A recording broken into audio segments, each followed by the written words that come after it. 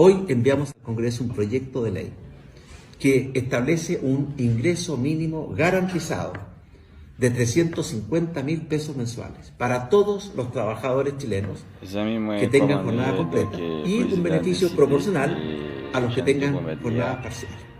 Esto va a significar que si usted gana menos de 350.000 pesos, el Estado le va a hacer un aporte para suplementar su sueldo y poder llegar a ese ingreso mínimo garantizado de 350.000 pesos.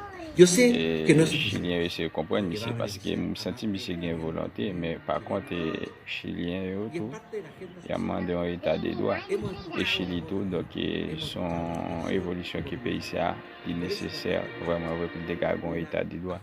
Parce que il y a une capacité ça. Donc on nous suit et j'en sais dérouler. Nous espérons que tout bagage entre dans l'ordre. Donc monsieur gain volonté, donc non seulement la montée comme là, et livrer moyen et pension, livrer moyen santé, livrer moyen transport électrique. Donc il y a une belle volonté.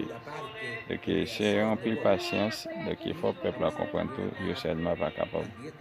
Faire tout le bagage, c'est qu'il n'est pas chute avec votre secteur.